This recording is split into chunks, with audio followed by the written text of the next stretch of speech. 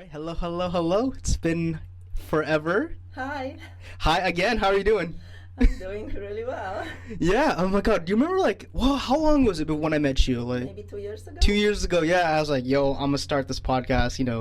0 episodes. You came on, I think, like episode 3 or 4, and now it's gone to 60 plus in the It's studio. amazing. It's amazing. First of all, how do you find it, the studio? It's great. Yeah? It's nice and cozy. It's colorful. It has those drums that you might present to me. Your skills. I hope so. I don't actually play an instrument, but yeah. Yeah, it's great. I like the location because I can walk from my place. Yeah. It's close to the ocean. Love it. Oh my God, yes. Like especially around here, there's lots of food trucks, so you can try everything out. Yeah, I saw this area changed hugely. Yeah, yeah. So I'm glad you liked it, and I'm glad to know it's not obviously not too much of out of the way for you. So that's good. Yeah. Anyways, how are you doing though? I'm doing amazing. Yeah? Enjoying the summer, enjoying Vancouver, enjoying the ocean. Yeah. I see. That's what I love to hear. Just you're enjoying the ocean. That's good. I mean, what about the ocean is calming though? Because I hear like a lot of my friends listen to like kind of the ocean sounds when they sleep. Yeah. Or yeah, like what do you know what it is about the ocean that like? It's healing. Oh yeah. It's an open space. It's not cluttered.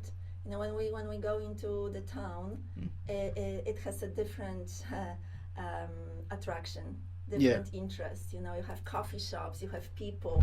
There's lots of busyness, and it's amazing. And then when you go at the ocean around Stanley Park, there's nothing. The space is completely open. So just looking at the open space is calming your mind. Interesting, yeah, because I always wondered why real estate by the ocean is so much more expensive, or like why sitting out at the beach is so much more calming. It's beautiful. It is, yeah. Nature has a way of making stuff beautiful. Yeah, nature one thing, but ocean especially. And ocean is usually something that you associate with vacation time. Yeah. With relaxation. Not many people are lucky to be living at the ocean. Yeah, oh my God. Like I'm just thinking people who like live in like the middle of the country, like say live in Edmonton or something, where there's like, I don't know, maybe there isn't like a big body of water around. No, there isn't. And I lived in the middle of Poland, because this is where I come from. Yeah. From communist Poland, in a very industrial city with lots of chimneys everywhere, gray and ugly. And once per year, I had a chance to go to the Baltic Sea for vacation. Oh yeah? And I loved it. Yeah. And I think that kind of planted a seed within me that, I have to leave and I have to find a place at the ocean. And now I live 2 minutes walk from the ocean. Yes, because last time we met, I mean, like you had everything. You had everything. You got a place by the ocean. You got it paid down. You had a good career. And now, describe who you are right now, though. So now there's a change in my career. Yeah, yeah. From CPA accountant, a corporate job, very, high-paced, to hypnotherapist. So right now I work online through Zoom, and I'm helping people gain control over their mind. Interesting. So explain that, gain control over their minds. So what are we just like not aware, or do we not have full control over our minds? Like what do you mean by that? Well, anxiety, for example. Okay. You don't feel you have control over it. You feel that this is something that overcomes you. Depression, phobia, procrastination, all those mental states that you struggle with, self-doubt, lack of self-worth, lack of confidence. Those are mental states that are bothersome, that are basically obstructing you from getting in life where you want to get. And they are just made up stories in your mind. They're empty air. Interesting. So explain that. So is it just like maybe stuff from the past that kind of gets in our way? Or what about that? Well, stuff from the past, so where is it? If you were to locate that stuff from the past in your own brain, where is it? Can you show me the location? Yeah, I can give you an example of recently what's going on. So as you know, I'm limping. Yes. Because I fell on I tried to ride like a really big like motorcycle, then just fell on my knee. Mm-hmm. Now I'm just second guessing if I ever want to ride it. Yeah. Again, to be honest. In this moment. Yeah. You're second guessing in this moment. Yeah, right? exactly. I'm like, because what if I was on the road and what if I like mess up and fuck up and just kind of splatter all over the road, right? Yes. Yeah. Yeah, so something happens, Yeah. and then you react to it. Yeah. Right? And in your mind, if we were to look into your mind, Yeah. and just look at this as a model, left hand side and right hand side. Obviously, it's a metaphor. There's no like a wall in between. Of course, yeah. Then in the left hand side would be responsible for language, for logic, and the right hand side would be responsible for emotions and imagination. So every time there is a conflict between logic and emotion, emotion always wins. Okay. And I can show it to you. Sure. In a little exercise. All right, let's do it. Okay, put your hand out like this. Close your eyes. And imagine now, with that powerful imagination of yours, that I'm placing a big, fat, juicy lemon in that hand. Ooh. Big, fat, juicy lemon. Just feel the heaviness of that lemon. That's right, your hand is coming lower. You feel the heaviness of that lemon, right? And now in a moment, I'm going to ask you to put that hand under your nose. So go ahead and take a big whiff of the scent of that lemon. And feel the scent of the lemon hitting the back of your nose. That's right. And spreading inside of your nose. And now I'd like you to bite into that lemon. Take a big bite into that lemon and feel the juices spreading inside of your mouth and flooding down your throat. That's right. You already, I can hear you salivating. Okay, open your eyes. Yeah. Where's the lemon? It's in my mouth. Oh, so you need a psychiatrist, not a hypnotist. Oh. Where is that lemon? I bit into it, so it's in my mouth. You bit into Yeah. it. Isn't it interesting? Look at that. Did you feel the heaviness of the lemon? I did, yeah. Did you smell the lemon? I did. Did you taste the lemon? I did. And even afterwards you said there's a lemon in your mouth. I felt a bit of that lemon in my mouth. So, see, all the anxieties, all the depressions, insecurities are big, fat, juicy lemons. Okay. They exist as much as that lemon in your hand. And you're going to insist that they exist, because even after you opened your eyes and you said it's in your mouth. Yeah. So this is how it works. The emotion rules over everything. Okay. It rules over kingdoms. Kings abdicate because of emotion. So, if you don't have understanding about how your emotion works, which I, as a hypnotherapist working with you, help you gain that understanding and control over your emotions, then you'll be torn by your emotions. And you'll be going into the direction that those emotions are thrusting you into. Okay. And the emotions, where they come from limbic system. Okay. Right, so precognition. Something happens, the emotion arises, and then the mind responds to that emotion. Okay. Right? And the duration of the emotion is 90 seconds. It's a vibration inside. If you can imagine, vibration inside. Okay. Okay, so for example, you walk on the street, you want to cross the street, there is a car, you pull back. Yeah. So there's a fear first, there's a behavior later. Yeah. And so this is how it works, and this is over. Okay. Then you can go about your life, and it's all forgotten. But some people get really good in putting that emotion, that original emotion, well, it might be fear, and put it on a rumination and start ruminating and thinking about it and catastrophizing. This is how people develop anxiety. Anxiety is a very fear is a very healthy emotion. It's here to protect us, right? Yeah, that makes sense. Yes, your brain, before thinking about all those beautiful plans, your career, falling in love, whatever it is, before all that, its goal, number one goal, is protect your life. There's nothing more important than that. Nothing more important than that. So your life, if I ask you what's the likelihood of you being alive, how would you guess? 1, 2, how many? Your likelihood to you being alive? I would just probably assume that I would be alive the next day. I don't really think about the number, to be honest, right? Being on this planet. Yeah. What is the likelihood that you even exist? I don't even know. Well, I don't. So Yeah. I ask you to guess. Maybe like One in, zero, maybe 1 in a million, 1 in a billion. yeah, 1 in 400 trillion. Yeah. Yeah. This is how. Yeah.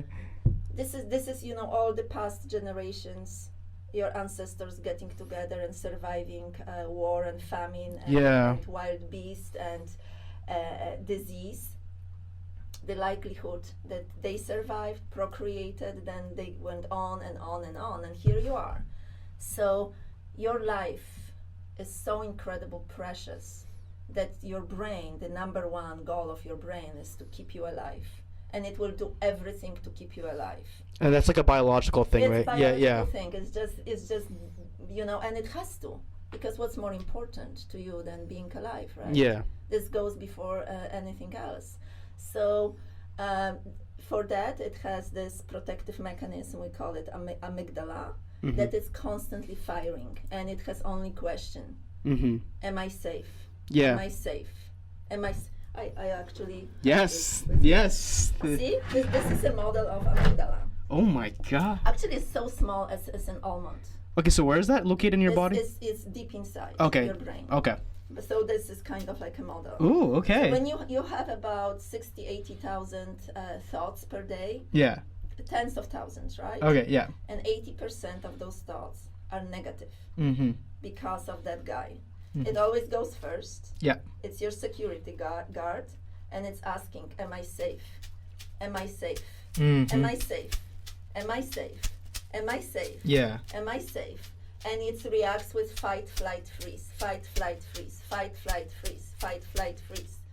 So it's just a model, right? That's so cool to look at. Yeah, it's mesmerizing. Yeah, Right? yeah. Let's fight, flight, freeze. So imagine 80,000 times per day.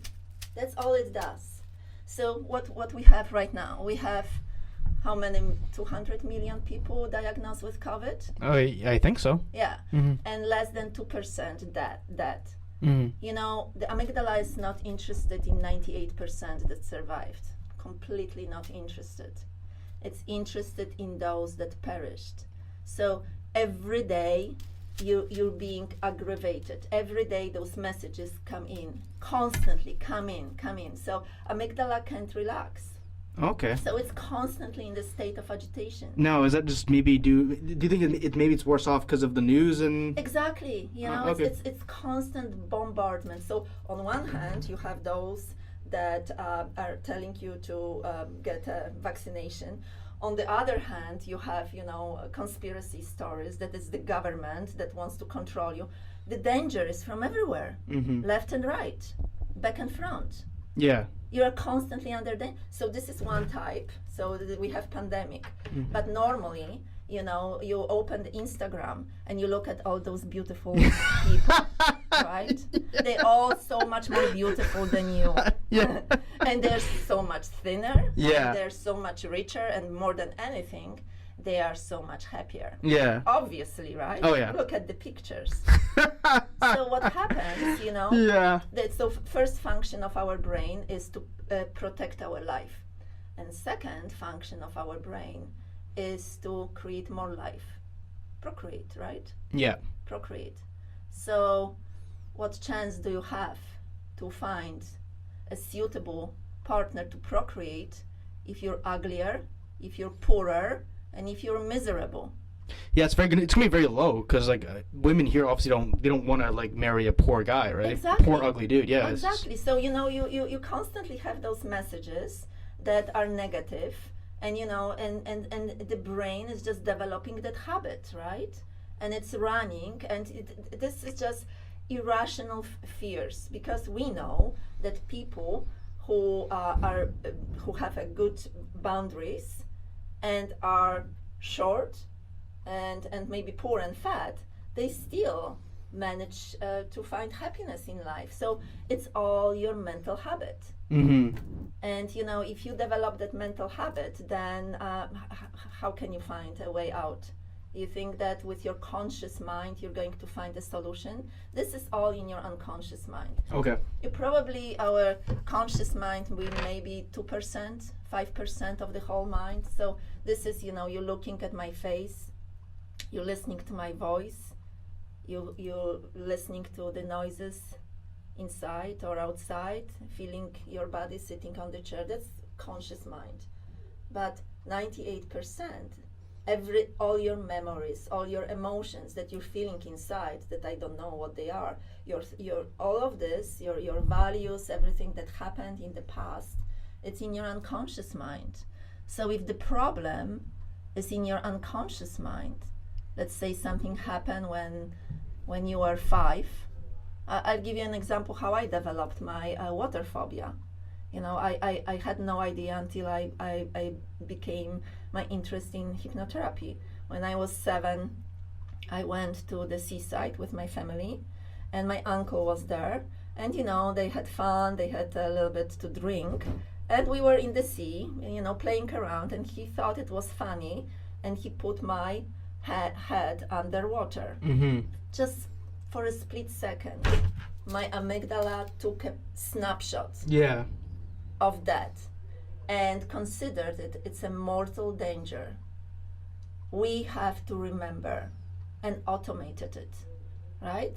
So consciously, I didn't have to think about that danger. It was part of my unconscious mind, together with my speech, walking, you know, driving. This is all in this. You do it automatically.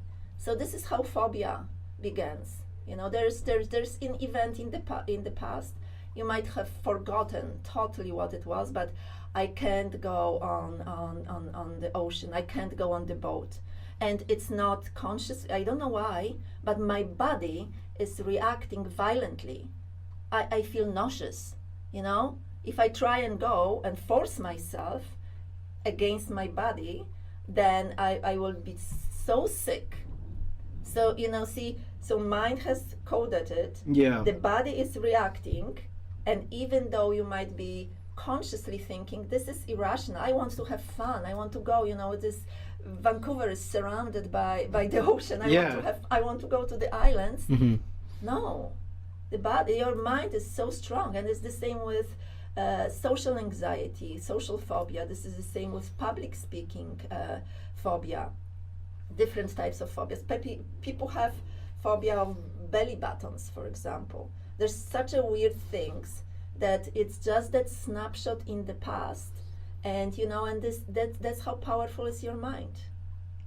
Interesting. Yeah, I mean, it's kind of relates back to what happened to me yesterday when I fell off the bike and almost crushed my kneecaps. Right. Yeah. Right. Now I'm really honestly second guessing. I'm like, do I even want to do this anymore? You know what I mean? Yeah, because it was painful. Yeah. And your body considered this as a threat. Yeah. So, you know, right now you'll have that doubt in your mind. Yeah, as you can see, I was like, before setting this up, I was limping around.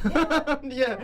Even though this might have been just one-time event. Yeah. It might never occur, but right now in your mind is already implanted, and your mind will remember. You know, it is like if I ask you, what did you have for dinner on January 31st, 2010? Would you remember? No way. Yeah, but if you were sitting in a restaurant on a patio and the car swerved from the road and, you know, found itself in the middle of the restaurant, and everybody jumped, you would have remembered. Oh yeah, absolutely. That's the emotion. This is the power of the emotion. It's the emotion that makes you remember. It is that one time when you were standing in the middle of the classroom, and well, I don't know if they do it right now, but during communist times, it would be like a public humiliation. You stood in the middle of the classroom, you forgot to do homework, and then you were called idiot, and everybody was laughing. And you know, this was reoccurring, right?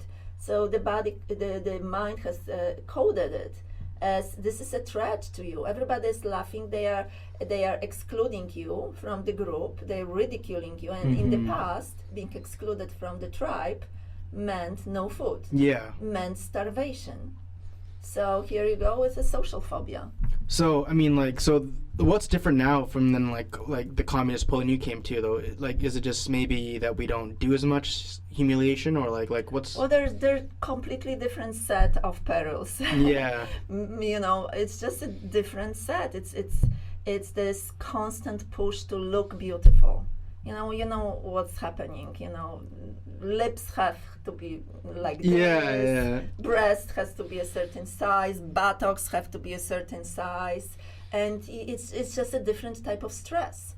Yes, there is no longer stress of the post-war generation or for us living in a communism where we had to stand in line just to buy bread, just to buy essentials. We had to stand in line for hours. So that was different type of stress.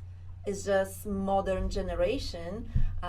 We live in peaceful times where we are in Canada and we have all the opportunities, but the pressure to be a certain way is immense.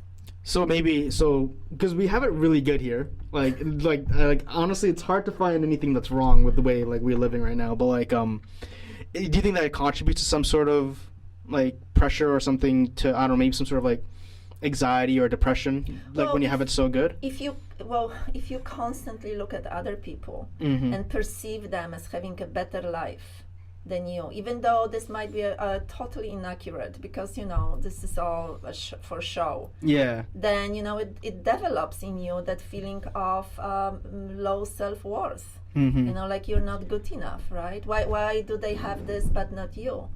Look at they always post those pictures in a beautiful locations, and you have the daily grind. You have to wake up every morning and go to the job that you hate. Yeah. And maybe you have a husband or a wife that you hate or whatever. And then you compare yourself, and obviously then you conclude certain things. You make them up, and they might be completely inaccurate. And it might be about your identity. I don't have it because of who I am, because I am not sufficient, right? Can you explain that? Well, we always compare ourselves, unfortunately, because we were always compared from day one. Like if I ask you to imagine yourself on day one, what was your date of birth, month and day? March 28, 95. Okay, March 28, 95. So you arrive, it's Vancouver.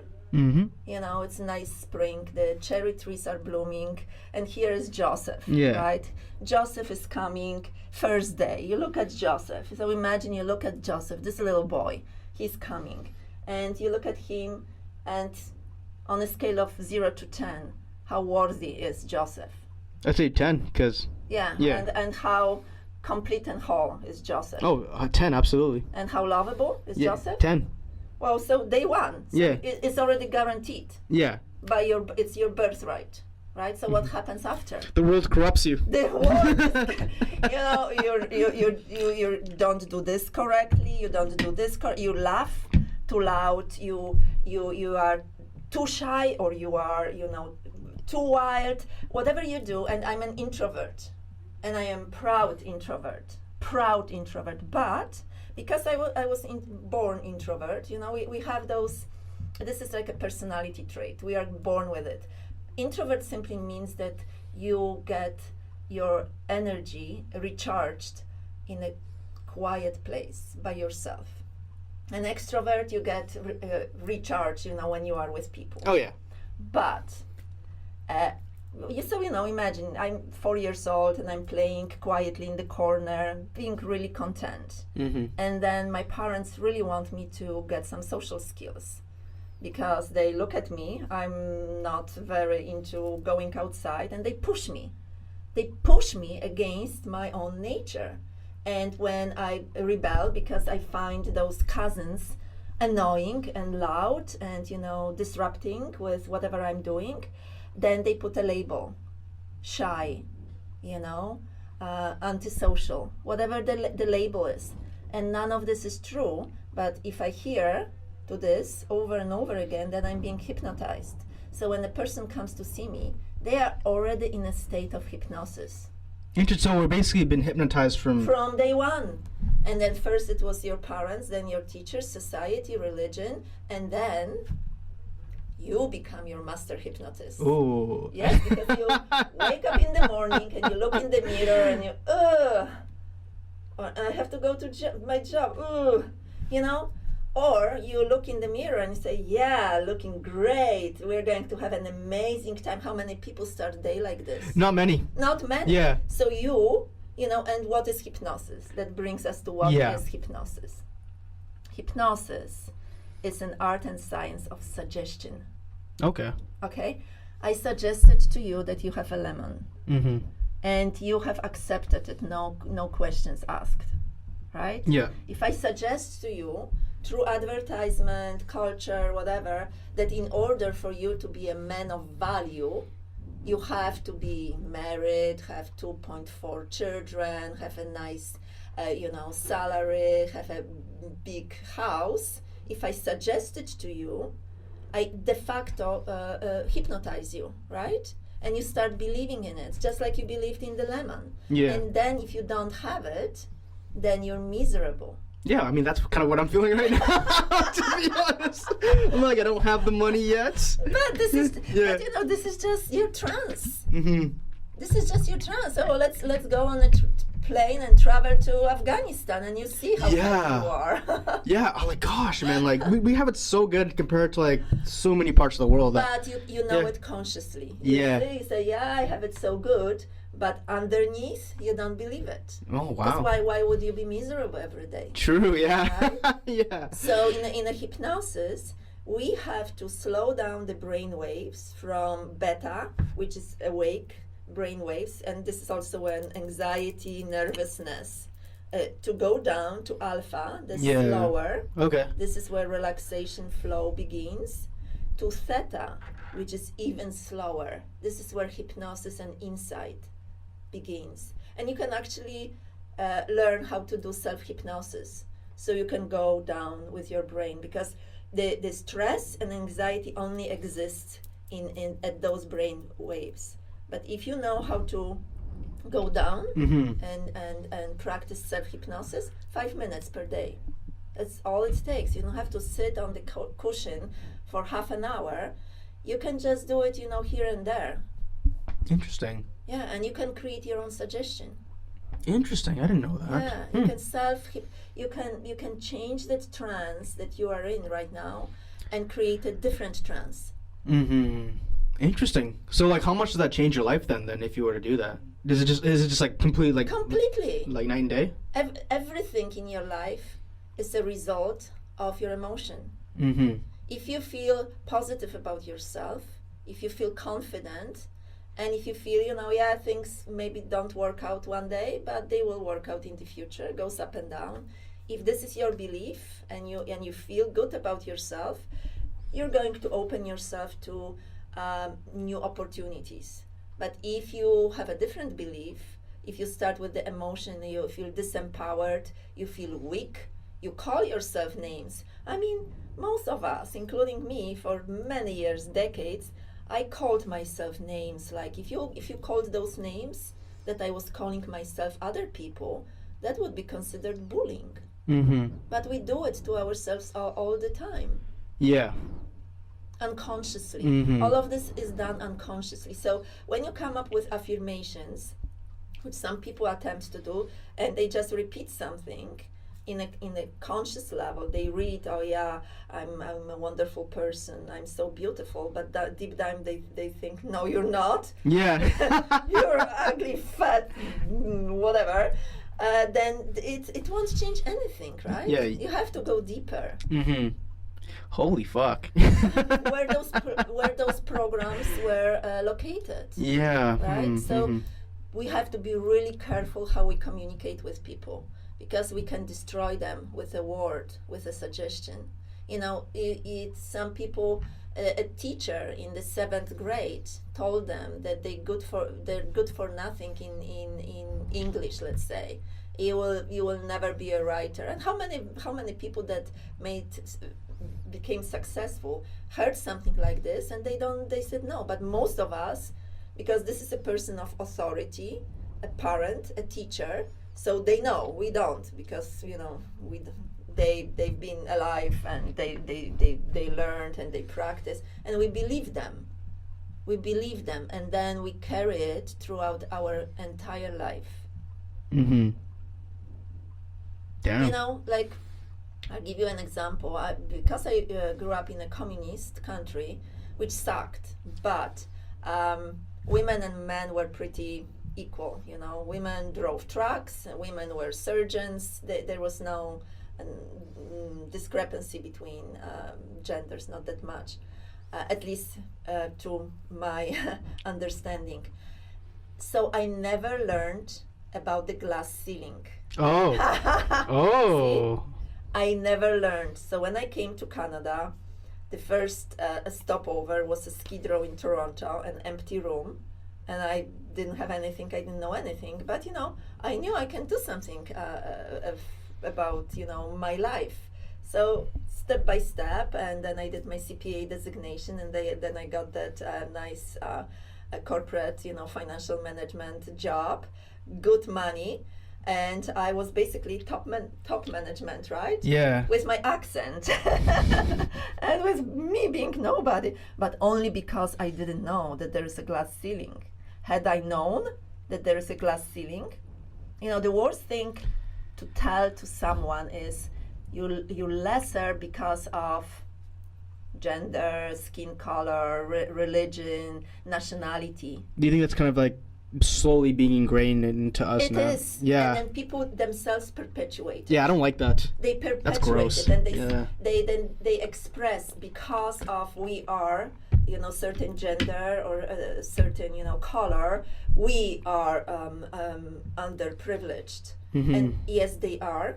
Yes, on one hand, we have to admit that they are, but on the other hand, you look at people who just shattered. Yeah. That It's glass ceiling. like, yeah, Barack Obama comes to mind. Yeah. Mm-hmm. Many people that just did not believe it. But if you have it wired Mm-hmm. in your brain, that it's running on automatic. Yeah, that's weird because I never actually had, like, even starting this podcast, I didn't really have, like, that idea of a glass ceiling. To be honest, I just kind of did it. It's mostly Yeah. for women, it's being Why? said. Why? Why that? Women, well, because that was the case in the past. Yeah. But it's not the case right now yeah, that much. I mean, there's still differences. Mm-hmm. But if I wanted to be a CFO of a mining company, I could have become. It was just my choice. So, but I'm assuming probably someone from like all those past traumas would probably implant that on to, like, say the women that have that, they create that glass ceiling themselves, right? Right. Essentially. Yeah, but Is that it? this is all inside of our brain, Mm-hmm. and we are being taught from early on that our feelings, our emotions are because of someone else. Yeah. So you make me angry. Mm-hmm. You make me feel wonderful. Oh, okay. Thank Right? you. You make me feel frustrated. Oh. How is it possible? Is there a hole in my skull? No. But we say this all the time. Mm-hmm. Vacations make us happy. Race makes us. It's all those other external things because this is what we were taught to believe in, and we believe in it. So basically, we've been sold a lie, right? Oh, totally. We Yeah. live a lie every day. We live a lie every single day. Mm-hmm. Thousands of years ago, our ancestors, when they wrote Upanishads or Bhagavad Gita, ancient scriptures, Mhm. they said it's all a Maya. Mm. All we see is an illusion, everything, Mm-hmm. and including us, because we have this. If I said, ask you who you are, then you would give me some explanation. Yeah. Well, just tell me who Sure. are you? I am Joe. I'm born here. Uh-huh. 5'6". Yeah. Yeah. I love talking to people. Okay. Yeah. Yeah. So if I said, okay, you are Paul, would it change anything about you? Besides my birth certificate, no. Yeah. Right. This is a bunch of labels. Mm-hmm. You made a decision. You like to talk with people. Yeah. I made a decision. I like to talk with you, even though I had such a social phobia and glossophobia, which is public speaking anxiety, that I couldn't even ask a person for directions on the street. Yeah. If I was lost, Oh. it was impossible to me. Mm-hmm. I made a decision that I'm shy based on what I heard from others, and now I made a different decision. Yeah, you weren't shy when I met you. It's my decision, but Yeah. this is not what we think. We think that this is the way we are. Mm-hmm. This is the way we are. This is the way we are. I was born shy. It says who? Says Who? me, or says Yeah. you, right? Yeah. Mm-hmm. Says from someone else, which obviously from those past experiences make up the label of you're Right. shy, right? Or Yeah. I'm and fat, we right? carry it. Mm-hmm. We carry it like a cross. Mm-hmm. Yeah. We do. And we don't know what to do with it. Mm. See, we don't know how to change it because we can't think it away. Mhm. It comes. It is within us on a deeper level. We can't access it through just pondering about it. Interesting. Mhm. You can't just, but you can change it though, right? You can change that You label. can change it with lots of grit, with lots of pushing, with lots of striving, and people say I have a low self-discipline Mm-hmm. or whatever, or I'm procrastinating, Yeah. and then you have all those courses how to stop procrastinating. Yeah. So about those, so like, are they Yeah, real what about guru? it? Yeah. So Are what they? are you procrastinating? Okay, let's say, because I had this big like whole thing in school, right, where I just Right. kept procrastinating. But obviously, I'm out of it now, so I don't really. Okay, so think how interested you are in that? in procrastination? No, in that what was in school. Oh, nothing. I hated it. Yeah, I just did it So for the is, degree. Isn't the procrastination just completely natural thing? Yeah, but like. if it's boring, Mm-hmm. right? Like a chore, like cleaning, or studying something that is so boring, we procrastinate because our system is created to look for avoid pain and danger and seek out pleasure all the time. That's why people have such a problem with overeating, Yeah. because we always seek out pleasure, and doing nothing is more pleasurable than learning something that's boring.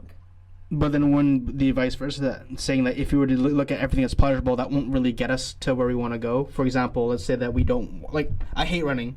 I try to procrastinate running as much as possible, but I know I have to do it because it's good for my body. Yes, as who? Says basically every single like health expert out there. Like exercise is good, but I actually hate to do running. Yeah, but there are people who are not running. They are dancing. Mm-hmm. They love to dance. Oh, so just find like an alternative, Yeah, right? if you find something that you love, I mean, do you procrastinate on podcasts? No, I do not. Right? Yeah. So this whole, we have to question everything. Mm-hmm. Everybody is telling you to fight procrastination. So you go and you fight and you force yourself. Yeah. And you can do it. And this is what people are doing. And they pushing through life because safe job, Mm-hmm. safe paycheck, Yeah. right? And this is how they spend their entire life. But you might inquire, okay, I'm procrastinating. Why? Why am I procrastinating? Mm-hmm. And so it goes deep into your core values, and eliciting what it is for me, not for others, not for everybody else, what it is for me Mm-hmm. that makes my heart beat faster. Mm-hmm. And maybe everybody else is disagreeing with it, but like for me, I'm a vegan activist. I'm a freak. I'm 2% of the society. No, you're not a freak, Well, man. that's what Yeah. people say. I'm Really? an activist because I basically promote cruelty-free vegan lifestyle, That's weird. spirituality, not a diet. That's weird because like I don't find that freaky at all. You're not. Yeah. You're talking with so many people, so maybe you're more open-minded. Yeah. But because we are annoying, we are very annoying vegans. Because we confront people with the fact that they, including me before, were paying for abuse Yeah. of the worst possible kind. Yeah, I've seen a lot of videos, and they're not very glamorous videos. And of like animals getting killed, and it's just it's what's the reaction? Okay, you're showing me this. it's gross. Well, is it gross? Yeah, I don't want to see it, right? So you don't want to see it, Mm-hmm. but you're okay with doing it. Yeah, see, it makes me a hypocrite though. Yeah. So you admit, and if I bring up this topic, I'm all of a sudden not becoming your favorite person. No, I don't care about that.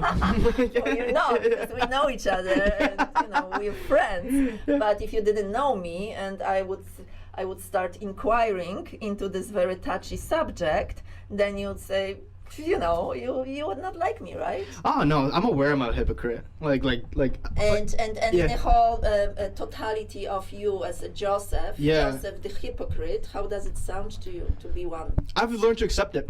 Because like it's weird. I don't know why I do half the things I do, to be honest, right? Like I believe in one like kind of set of values, but then the next day I'll probably do something totally different that will contradict some of those values, right? Yeah, so I wonder how is this going to then lead you to making decisions that are in congruence with your core values, if you're changing them constantly. Yeah, I need to figure that out.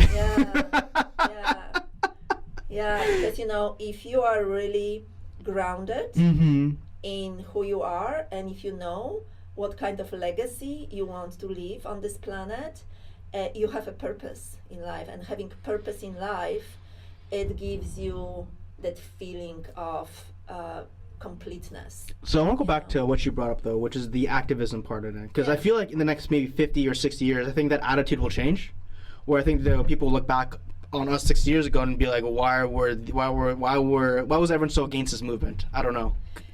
See, my theory, personal theory, and you're bringing me to my favorite subject, so I'm just going to hijack it and go ahead. And you lose all your audience. No, I love it. I love it. Okay, go ahead. My theory is that we are all born vegans because we all love animals. If you see a little boy or a girl with an animal, you see their faces being angelic. Yeah. They're full of love, when they see an animal, it's just like, it's this reaction. Yeah. So imagine you have a toddler sitting there, and you put a bunny and an apple, and the toddler takes the bunny and puts in his mouth and bites off the bunny's head. Yeah. Would you be just think, oh yeah, yes, you're such a wonderful omnivore, or would you send that child to a psychiatrist? Probably send him to a psychiatrist. See, so we don't question that. We don't question it. So we were born with compassion in our heart, because compassion, love, kindness, it just feels good, right? It feels good. So, and then we were being fed. So we might be watching Chicken Little on the screen, and we're being fed that chicken, but right now it's covered up because it's not called chicken anymore, like in this case actually it is, but like pork or beef, there's this terminology that it's covering up the whole lie. And the question is, why don't we take our children to slaughterhouses? We take them to the fields, orchards, forests, so they can get an apple of the tree or whatever, and never once to the slaughterhouse. We have to create a lie to cover it. And actually, in European Union, they spent 250 million euros in the last 5 years to promote meat and dairy. They have to promote it. Because there's so much information coming up with meat being cancerogenic. With on July 26th, Oxford University reported a new study on 1.4 million participants that even 50 gram of meat, 50 gram, which is a one meatball and a half, this is tiny. Who eats that? Increases your risk of cardiovascular disease by 18%. And cardiovascular disease is heart, it's erectile dysfunction, because the veins in the penis are very fine. Okay. And you have 40 million American men who suffer from erectile dysfunction. Who is talking about it? You have the industry that needs to sell you a product. Yeah. Well, that's capitalism, right? I Yeah, guess. Yeah. yeah. Yeah. It's. I mean. So, if you start searching and if you go to medical journals and if you look at the science, it took 7,000 scientific studies to finally put warning on the cigarette packs. 7,000 studies. While before, physicians advertised smoking, actors advertised smoking. Progress takes time. Isn't the same thing as everything where big companies would just kind of pay like actors or kind of the scientists to basically release like false studies? Like, I think there was a thing where even I think they were paid scientists to promote cereal, which is basically sugar, like in the morning, right? See, we are being confused. There's so many diets. Yeah. We are being confused. There's the keto, there is the Mediterranean, there is vegan, vegetarian. There is raw, there is cooked. We don't know. Yeah. We don't know. So what's better way is to go within, and this is what we do with hypnosis, to go within and ask yourself. You have those centers of intelligence, which is your mind, which is your conscience, which is your instinct, and it's your insight, which is connection with greater realm that you are. And even if you ask your instinct, and if I come here with my dog, a French bulldog, and he's here, and I ask you, okay, now bite into him. Are you hungry? Have a bite. Even if you wanted to prove it to me, your instinct would say no. It's so repulsed by that. It's so repulsed. But do you think maybe we just like let's say that you work in the slaughterhouse, so like do you just kind of become like dehumanized at Yes, very much so. But those are not those people who work in slaughterhouses. They are just intermediary. Who causes it is you at the cash register purchasing it. Yeah. You stop purchasing it, they stop killing. That's how it works. So the power is with you and with me. Yeah, because I think every person. Because money talks, right? Essentially, exactly. yeah. And customer demand is the king, and once you start researching it, you can. There's no detriment to your joy of eating, because vegan burgers, falafel, you have vegan ice cream, you have vegan pizza, you have everything right now. So there is no reason whatsoever to support that industry. And one thing that is very important too is that Amazon used to be our planetary lung, because they killed they destroyed it so much for their cattle. They have 200 million cattle right now in Brazil. So they destroyed it, they cut it out for pastures, for fodder. They destroyed wild animals, they destroyed native tribes. Right now, Amazon is emitting 1 billion ton of CO2 per year. It became a polluter. So do you think like maybe switching over to veganism would kind of reduce this level? Absolutely. Yeah. And we have to do it right now, because we're getting hotter and hotter summers, and FAO predicts that the meat consumption will double by 2050. So right now, in order to feed 70 billion animals, land animals that we kill every year, we have to designate 40 million square feet of land. We have to clear it of forest and native vegetation in order to grow fodder for them, to feed them. And if we double it, then we have to cut more forest. I know that I read Australia designated 3 million hectares of forest to be cut in the next 15 years for animal agriculture. But this is a drop in the bucket. We need to cut way more, because every country that is increasing its affluence, and they've been feeding themselves mostly plant-based diet like rice, legumes, because it's cheaper. Oh yeah, it's cheaper. So the moment they become more affluent, they are tending towards a Western diet, because it's beautiful, it's presented, it's beautifully packaged. So that those developing countries, they're bringing Western food and now they are suffering from the same diseases that we are suffering. But we completely hijacked the topic to veganism. I don't care. I feel bad. No, I don't care. For your viewers. I don't care about that, man. We can talk about anything. Okay, but do you think maybe that transition might be easier if like there were probably more meatless options available? Because that's what I feel like is kind of the biggest issue. Because when you go to some restaurants, they may not have like a large vegan menu. I cook everything at home because even though those options are available, they're processed. Yeah. If you really want to have a good health and vitality, then you have to cook at home. This is like preparing medicine. Yeah. For me, I know what I'm putting into my mouth, and it's always fresh. And I enjoy doing this because it's a perfect introvert occupation. Cooking? You're in the kitchen all by yourself. Yeah.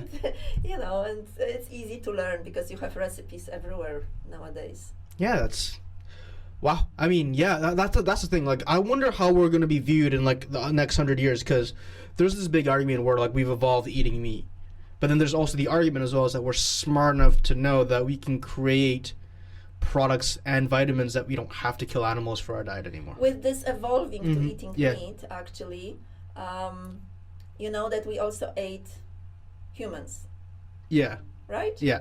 Because this 10,000, 20,000, 50,000 years ago, the number one cause of death was starvation. And the average longevity was 20 years. Yeah. Right? So, starvation. We didn't have fridges, we didn't have access to supermarkets.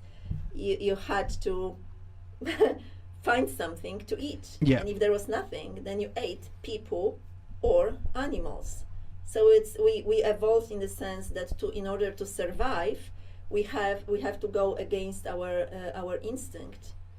Because you don't have an instinct to bite into my hand, for example. Yeah. And through my muscle. And take a piece of my muscle and consume it. It's just disgusting, right? Why is it disgusting? It wouldn't be disgusting to a lion. It wouldn't be disgusting to a hyena. Yeah. It wouldn't. So why is it disgusting to us? But our whole educational system is geared towards us copying others and never asking within. The moment you start asking within, you'll get all the answers that are unpolluted, that are your own. And you come with your own conclusions, and those are never wrong. Never. Never wrong. Never wrong. Oh, wow. Damn, really? Really? Oh, wow. All right. Well, give me any problem of yours and we can work on it. I don't know. I can't think of anything off the top of my head. Besides the motorcycle thing in my knee? Yeah. Well, what about it? Yeah, it hurts. It hurts right now. Yeah, it's weird because I can barely bend it, like, my knee. Yeah. So, like, it was a struggle for me to, like, limp over here. And hypnosis is good for pain too, but this pain has a purpose. It slows you down. Yeah. Right? Yeah. It facilitates healing. So I won't be taking that pain away from you. Oh, no. Because you would go crazy again and, overstrain your... Yeah. Right? So True. You have to take it easy. Pain is a message from your body. Always. Now, I want to talk about... So you brought up some really good points, was pain and relaxation. Because do you think... Maybe I was growing up where like I was kind of fed this lie where you got to keep working every day. There's 7 days a week, that type of grind, right? Yeah. Says who? Says your boss, people on Instagram. Well, what do you say? Okay. I thought I got out of it. I'm like, fuck it, I don't give a shit anymore. I want to do my own thing. But like growing up, especially in that university system where it was, especially entrepreneurship is a big one, where it's 7 days a week. You work hard, kind of the whole Silicon Valley mind, or you want to get something off the ground, you gotta put in 100 hours a week, that type of thing. Do you enjoy it? Do you enjoy it? Not anything I did in school, no. Right. Yeah, hell yeah. Yeah, so could you do it 100 hours per week? No, because I want to sleep. Yeah, but could you do it more than overtime? Just working on podcasts? And developing podcasts, talking with people? Yeah, maybe like 50, maybe like 40 plus, maybe 41, 42. But then there's a good portion where I want to step back and kind of do other stuff like jujitsu or not biking anymore because of my knee. But not right now. Yeah, not right now, right? Yeah. Yeah. Yeah. Yeah. Do you think we're kind of just? Because I don't know, man. It's like your purpose. Like when I've been told that, like this is what I've been taught.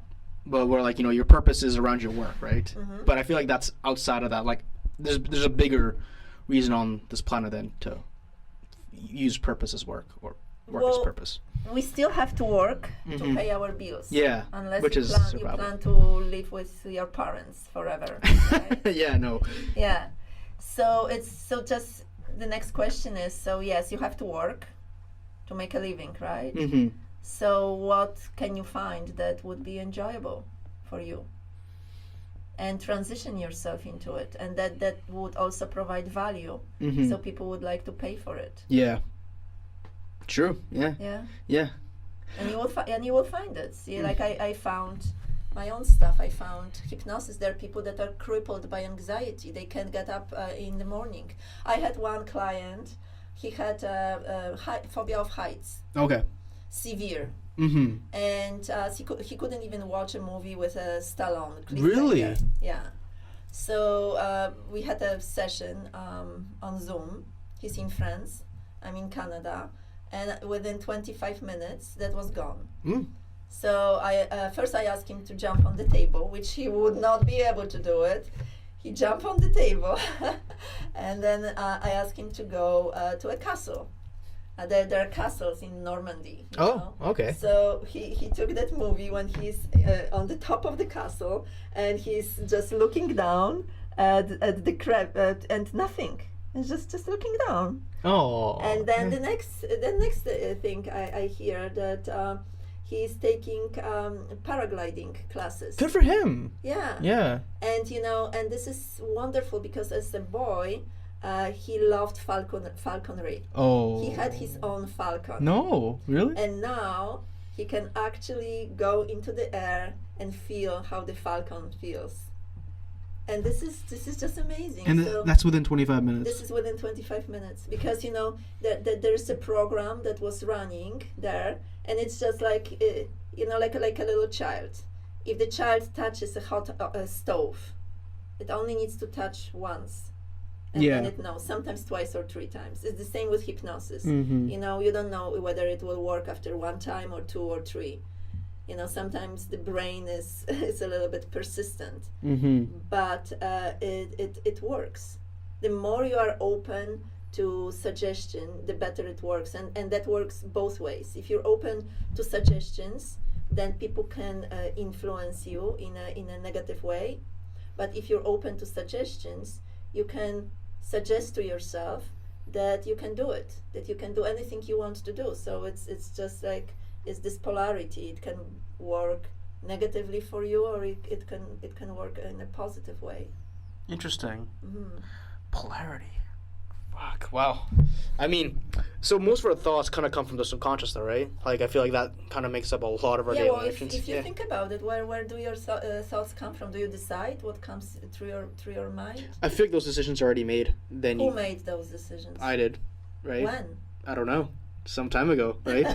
I have no idea, right? Yeah. Yeah. Yeah. So they are unconscious. Mm-hmm. You're not deciding them about them on the spot. What you're going to be thinking about, they just pop into your mind, right? Yeah, but things like walking, though, or like, you know, kind of Yeah. like muscle memory, like, does that? Yeah, but everything is wired like this. Mhm. Everything, you know, before you started walking, you Yeah. didn't know how to walk, Mm-hmm. and so you had to have two things. One Yeah. is courage, Mm-hmm. confidence, as a little child laying on the back and being surrounded by those giants. You know, you had to have an unshakable confidence that you can walk, right? Yeah. Because otherwise you would not be trying. Mhm. And then second, you had to practice, step by step. You know, rolling on the belly, crawling, Yeah. pulling yourself up, then walking with your parents, then by yourself, the whole process. Mm-hmm. And then once your mind learned how to do it, it automated it. And so now you don't think. When you wake up in the morning, you don't think, okay, I have to put my left foot down. You never think. It's Yeah. automatic. And the same with driving. The first time you learned how to drive, oh my God, you know, front, you know, mirror, left mirror, back mirror, you know, then the music, you couldn't even listen to the music because It'd be too much, right? Yeah, it was, and so you were working with your conscious mind Mm-hmm. and working with that. But with time, with time, it's just your mind, because your mind has this beautiful ability to automate everything.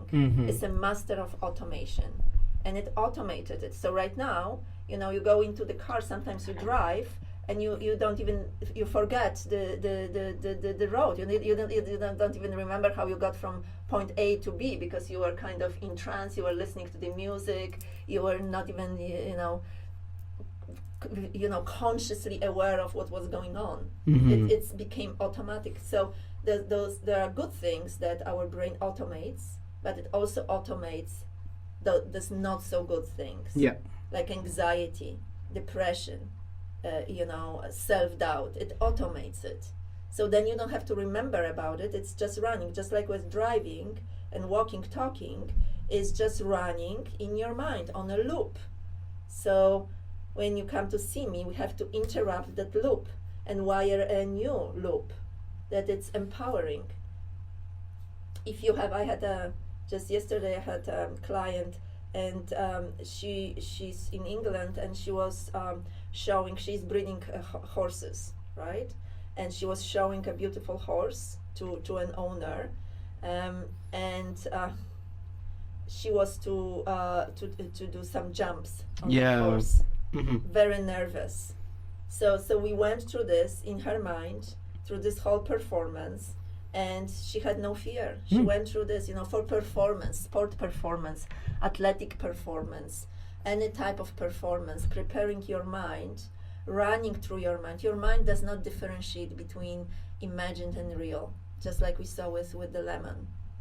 If you played lottery with your friend, and your friend came to you and said, hey, we won $10 million, and you would just go crazy with this. You don't have a penny in your bank account.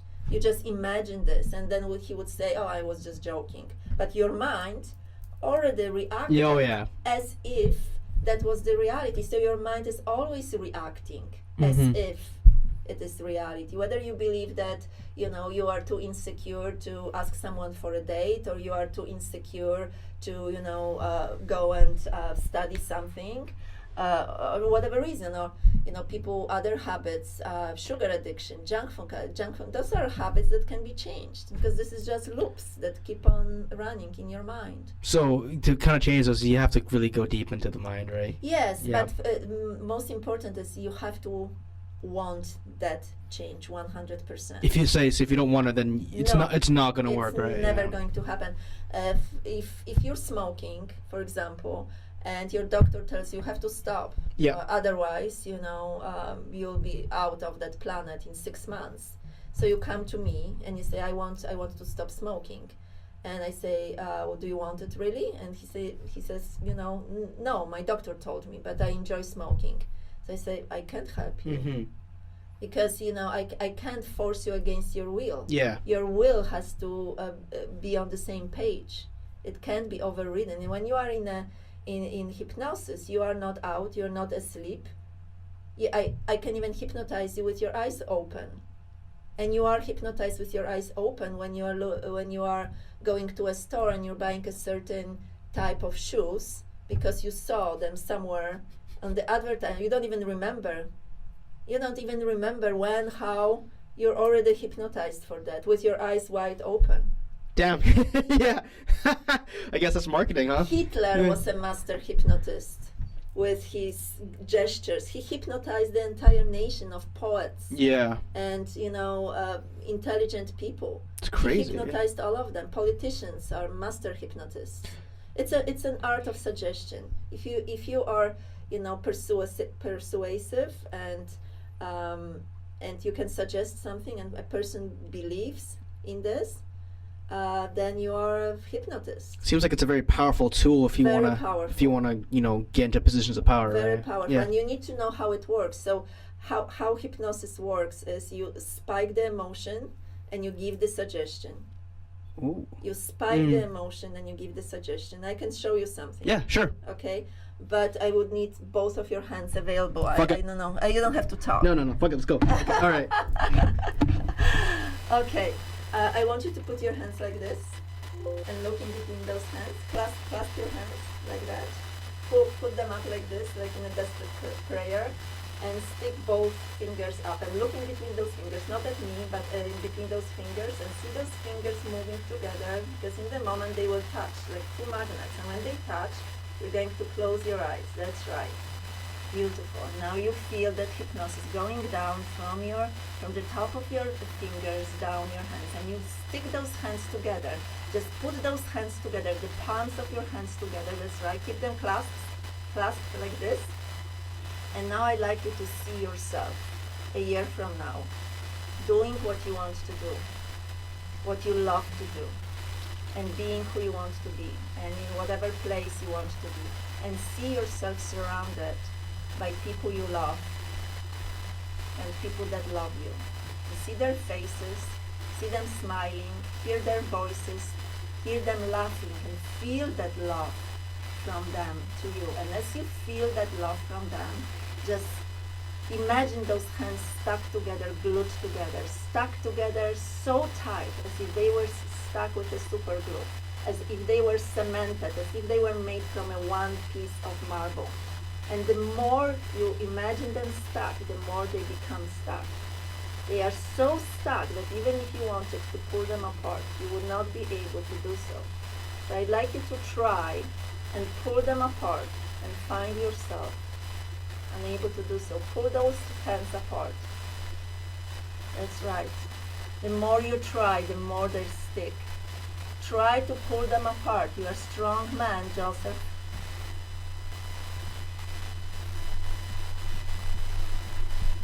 See how much strength you needed to put in order to pull them apart, and many people just are completely unable to pull them apart.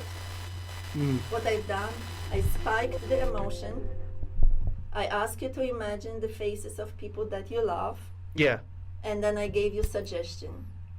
And this is how everything works. This is how advertisement works. You know, in the advertisement, you have beautiful people, a family, loving family. Or you have this model. Yeah. You know, and that spikes that emotion within you, that emotion of desire. You know, you want to be like them, and then they show you the product. They spike the emotion. They give you suggestion. Everything in life works like this. Damn. Everything, you know, the moment you can create that powerful emotion, and whether it's a negative emotion or positive emotion. You know, a husband comes home and, you know, he's tired, he's unpleasant to his wife, or vice versa, right? And he tells her something, you're good for nothing. He spikes an emotion, he gave her suggestion, he believes him right now. You believe your parents, you know? There was a plate of food on the table, and they told you to polish it, even though you didn't want. Yeah. You were already full, but they said, you know, I worked for this, especially for you. You know, I put so much effort, and then make you feel that if you don't finish, that you're not a good boy. Yeah. And this is going on month after month, year after year, and then you develop issues with overeating, and then you try a diet, and diet is a surface level. Yeah. You force yourself, you try a diet, you have the program wired inside of you that as a good boy you have to finish the plate. You get a cookie for good behavior, you don't get a dessert for bad behavior. There is a celebration, good time, a holiday, there is lots of food. So the emotion is mingled with the behavior. And then you have a obesity epidemic. We are spending $2 trillion each year worldwide to fight the obesity-related diseases. And people are trying so hard. They are trying diet after diet, and then they failing because the diet, it does nothing to those underlying programs. And then they put themselves down even more because they blame themselves for being weak. But they're not. Their brain is running as it should be running. It automated the behavior, and it's going to be running that behavior. And maybe they will try a diet, it will work for a month, maybe 2, 3, 6, 1 year, and then they will go back, because the program, it's just like running, your computer on the old software that was installed 10 years ago. And you're trying right now to put a new app. It's not compatible. If there is a software running, that you have to clean up your plate, and you put a new software, I want to be slim and energetic and healthy, it just doesn't fit with the underlying software. And we're trying to cram that new app to that old software. We have to change the software before we can install the app. This is when hypnosis comes handy. Yeah. All right. It's been an hour and 10 minutes. Oh my God. Yeah, I know, right? Wow, that's way too long. No, I don't care about that. Is there anything else you want to talk about before I end off? The only thing I want to say to you. Oh, thanks. And to everybody. Yeah. You have a beautiful, powerful mind. And if you gain understanding over the workings of your mind, you will gain control over it. Not through force, not through pushing, but through understanding why is this happening, and lots of self-compassion. The moment you start beating yourself up and bullying yourself, you're lost. Damn. Because nothing good comes out from this. So just know that you are so much more than you think that you are, and just try new things, and go and see me. Cool. If you're struggling. Yeah. So your contact obviously will be in there below. Yeah, I have a website, We End Anxiety. Yeah. You can book a free 45-minute session with me, strategy session, to find out if we can work together. Perfect. Alrighty. It's always good to have you on. Thank you so much. Yeah, thank you. All right.